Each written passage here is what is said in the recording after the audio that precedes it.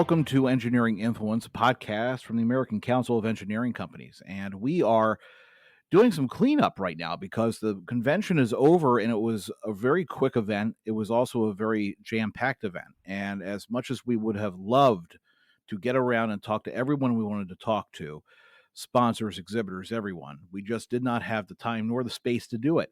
And we're taking the opportunity now of less crowd noise and a little bit more freedom of time to talk to some of our sponsors and exhibitors. And today I'm very pleased to be joined by the good people at Deltek, specifically Brett Tusas. He is the VP of Product Management at Deltek. He is an architect by education. He is also a veteran of dealing in the IT space for architecture firms before he came to Deltek. And Deltek is a firm that's really focused on helping our firms, especially smaller, middle-sized firms, do a digital transition and take advantage of technology as something which is critically important in today's economy, especially for our smaller and middle-sized firms trying to compete in a very crowded marketplace with larger firms that have, extensive tech, IT departments, CIOs, and the like. And Brett, I'm very pleased to have you on the program. Great to be here, Jeff. Thank you. It really, technology is something which is changing the face of engineering. It's something that our industry is facing really just the headwinds of, and some are really adapting to it very well. Some are trying to get their hands on exactly how they can utilize technology, not just to deliver projects, but to win business, to manage their firms, to do really everything to make their lives easier. How does Deltek come into that conversation? Well, Deltek comes in a lot of different ways. I think the core way I would mention there's probably two facets to it. Our focus is on architects, engineers, the construction industry, those companies that deliver projects, if you will, to run their business and where people are their, primary deliverable. That is the expertise that their people bring to the table. And our focus, like I said, probably two primary facets. One is the ERP focus. And this is everything from the traditional finance and accounting solutions to CRM, to project planning, resource management solutions, even things like, project information management. That's sort of the primary core facet, if you will. And then we have complementary solutions around that. So we have project execution solutions like our PIM product or project information management. We have our SpecPoint solution, which is around authoring specifications and that type of thing. And then we also have a product like ArchiSnapper, which is our mobile working solution for architects and engineers. So like I said, two facets, core being the ERP, but then complementary solutions around those.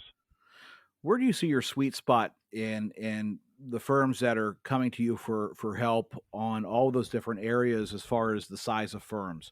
Is it the mid-size? It's like, your second stage small business, or is it kind of, does it run kind of the spectrum?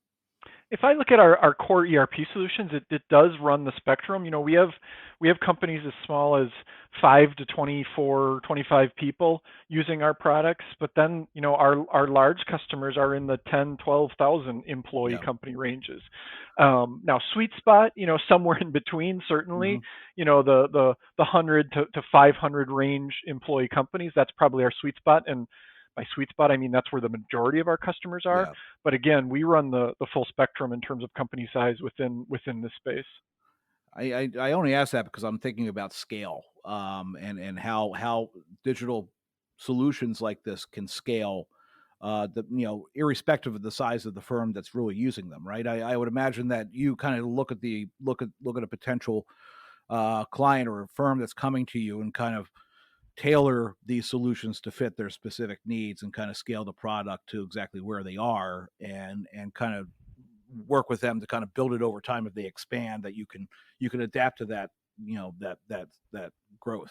Yeah, absolutely. I mean, one of the things that we pride ourselves on, specifically in the core ERP space, is, for one, we offer a couple different solutions that are targeted more for one size of organization than others. But our flagship ERP solution, Vision Vantage Point, it's really intended to be able to be configured in a way that's simple enough for those small companies, but also has the power and the sophistication and complexity to support companies as they grow and support companies on the Yeah. larger side and the more complex side of the business. So, yeah, that's definitely a focus of ours to be able to scale with different companies that come to us, but also as our customers grow over time, which obviously is what we hope for our customers, so that the system can grow with them as well. Yeah. You were at the convention. I hope you had a good time and you had some good foot traffic at the booth. Um, what was there a commonality after conversations that you had with the attendees? Did anything really kind of pop up again and again and again as far as a pain point that was discussed with you guys? Well, I think you had brought up at the intro the whole digital transformation, digital transition concept. That's definitely on people's minds, and I think Hmm. if I a pain point is maybe a good way to describe it. I think firms struggle a lot with figuring out what to prioritize. Yeah. There's a lot of stuff out there when it comes to technology, and technology, as many of us know, moves pretty fast. So I think companies are struggling a bit with figuring out, where to invest from a technology perspective, especially coming out of the pandemic. I think there's a little bit of this COVID Hmm. hangover, if you will, Hmm. where during that time, companies were forced into some of their technology investments just because of the situation that they were in. And now that they're coming out of that, things are, dare I say, normalizing at least a Yeah. little bit. They're trying to figure out now, okay, now where do we put our investment from a technology perspective? Because there's a lot of things for, like I said, these firms to look at. It's the operational side, tools that Deltek bring to the table that can help customers through their digital transformation. But there's also the project delivery side and what Hmm. clients are expecting from a technology perspective. So Yeah. if I had to say a common pain point that we're hearing, that's it's sort of that prioritization Yeah. discussion that's the most challenging. Yeah, that's a really interesting point that you raised because firms did go practically overnight from being, everyone in the office all the time to everyone home, remote, distributed Right. workforce, and you had to choose quickly what solution was available to you so you could continue with the operations. Now, we're at this point where things are maturing, and maybe executives who never really thought or kept on pushing it down the line saying, yes, I know that's the future digital trans, we have to do this, but we're going to have a plan. We're forced into acting or reacting rather. And now they can actually take a strategic approach and say, okay, well, let's try to figure this out. It's not so much, I mean, in your view, it's not so much, okay, well, now we have the COVID hangover, we're shaking it off, let's go back to where we were before. Yeah, I would imagine now it's okay, this stuff is working, we've proven that it works, so how do we maximize and prioritize that transition? Yeah, I think that's definitely true, and I think the the other thing that I would say is contributing to some of the maybe the challenges around that prioritization um, contemplation, if you will, is projects that companies in this industry are just getting more complex too. Yeah. You add the environmental aspect to it, the ESG and sort of the governance and corporate social responsibility and all of those things to the equation as well, and then the complexity just from a technology perspective in terms of how what client expectations are around projects that are being delivered. You add that sort of level of complexity or additional level of complexity to Hmm. how projects are being delivered, plus what you just described, coming out of the COVID and that prioritization decision.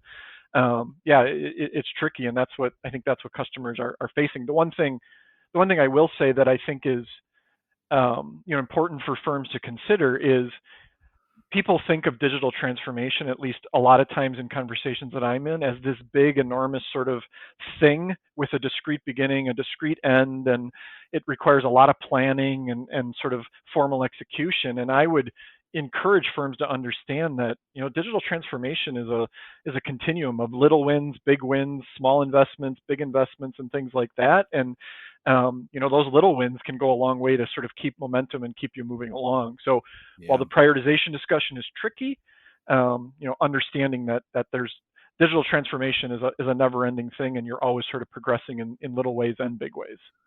Yeah, I think that's common amongst, I think, all industries, including our own, that Yep. there is no endpoint. Yep. Once you start down the path to a digital, to really transitioning over to a digital presence, whether it's like you said, operations, whether it's the actual project delivery at the end of the life, the end of the project process. Once you start, you don't stop, and it's a question of almost setting out that strategic approach to say this is where we would like to be, but how we actually get from point A to point B is going to be dependent on a ton of small decisions that have to be made.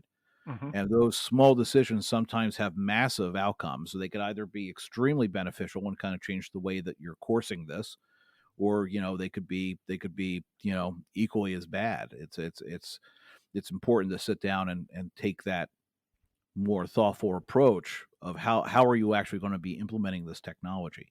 Hmm. Um, from your experience working in the sector, is there have you noticed that there's like a common theme amongst firms that kind of just how they undertake these transitions?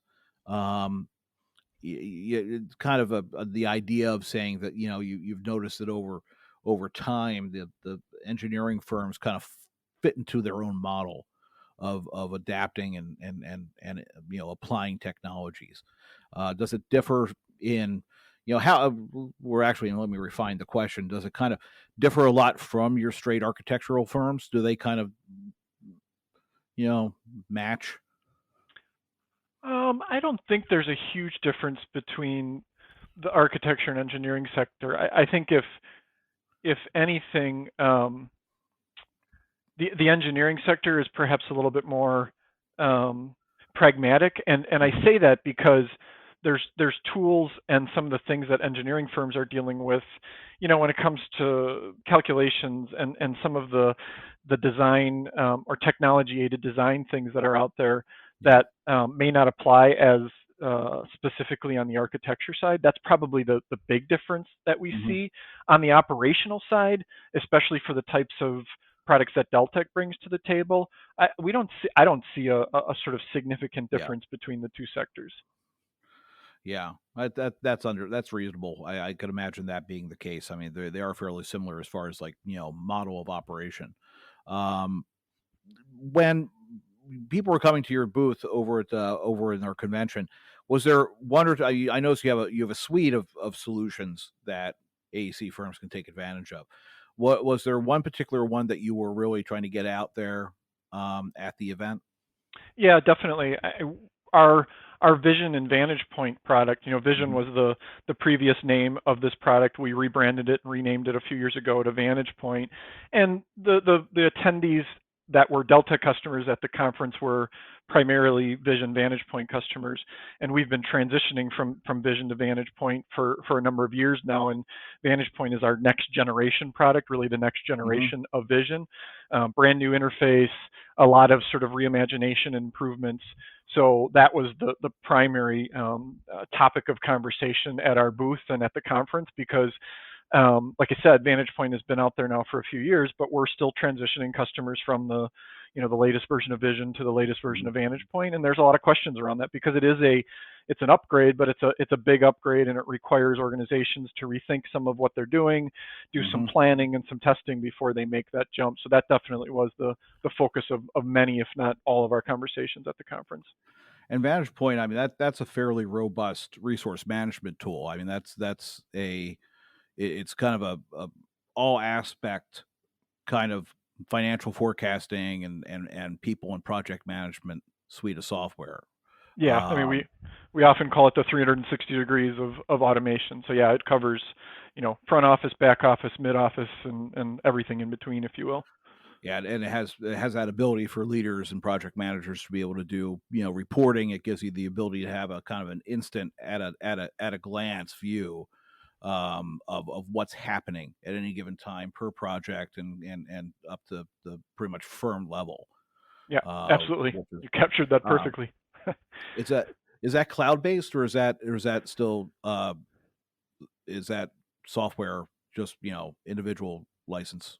It's either. It's either. It's We either. offer both. We still offer on-prem, and we offer in the cloud. I would say Hmm. predominantly most of our customers are moving to the cloud, but Yeah, we still offer it as an on-prem or on-prem solution as well.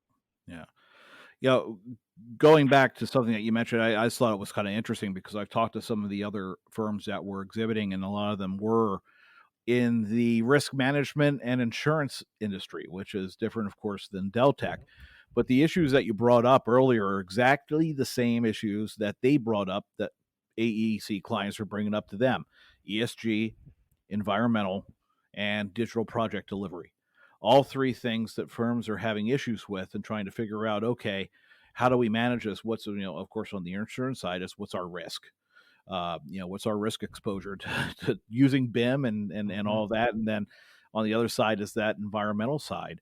How does the how do your products kind of work? Let's just take on the ESG side, helping a firm that might be saying, okay, well, our clients are demanding that we have, a greater visibility or show into these issues, these social issues, or the environmental impact of projects, how we go about doing things. How does Deltek kind of help firms kind of answer that question? I think there's probably two ways, and this one, I'll fully admit, as far as Deltek Solutions is not as Yeah. explicitly targeted at it, but Hmm. there's still probably two ways that we see this. One is, call it thought leadership. We've got a lot of customers, thousands of customers that are working in this world today and have to face the ESG changes and what we're seeing around that. And one of the ways that we feel we can serve our customers sort of outside of our actual software solutions is what we're hearing from the industry and what we're seeing other organizations do, and just sort of um, being at a point where we can prompt that conversation and that information sharing with customers. So that would be Hmm. the first area. The other thing, and this is maybe a little bit more explicitly related to our solutions, but our products offer a pretty significant amount of flexibility in terms of configuration and making them work Hmm. for firms and being able to monitor certain aspects of their projects and how they're going at things. And Yeah. we've seen firms, configure a product like VantagePoint to bring visibility to how they're approaching ESG and to the extent to which they're approaching it. So it's a minor thing, but it is Hmm. the tools are enabled in a way to allow our customers to do that. It's minor, but it's important because this is all new, and Yep. there aren't any tools bespoke to these issues. So having the understanding, you could take a tool like Vantage Point and kind of use it for that purpose that might not be its intended design, but still allows it the flexibility to be able to use for that is something which is beneficial to firms. Um, it. I really think that your website has a great resource. I mean, you have some insights. You just did your 43rd annual report, the Deltek Clarity Architecture and Engineering Study. You have a blog up on the website. You've got a lot of thought leadership up there too. So I encourage our listeners to take a look up at deltek.com, deltek.com. You can also get the links over to the industry. You can see the AC industry, and then the Vantage Point and Ajura are linked out there. Two products, of course, Vantage Point we discussed. Um, Anything else that you want to leave our message, our audience with? And hopefully we'll see you again in October for our fall conference in Colorado. But between that time, I mean, how can people get in touch with you? And anything else that you want to let our audience know? Well, I think you covered the sort of the primary ways to get in touch and sort of to see what's going on around Deltek. Obviously, the website is a great place, a great resource of information. The only other thing I'll add to that is we do have our annual user conference, customer conference coming in November. Used to be called Insight, now calling Project Con. So we're very excited about that. We've done it virtually the past couple of years, so we're back in person, and quite Nice. honestly, we're excited to be back in person. So Yeah. certainly encourage people to check out Deltek Project Con. Great. Well, Brett, thank you very much for your time, and thank you again for exhibiting and sponsoring the convention this year. It was a great event, and I think that our audience really did appreciate uh, everyone coming back together, like you said, in person to actually share some ideas and meet with their peers. So, thank you again. I look forward to having you back on the show, especially as these things, as your products develop. If there's anything new that you want to announce or any big trends that you're seeing, please let us know and we'll bring you back on. And I do appreciate your time. Great. Thank you for having me, Jeff. Much appreciated. Great. Well, again, this has been Engineering Influence, a podcast from the American Council of Engineering Companies. We'll see you next time.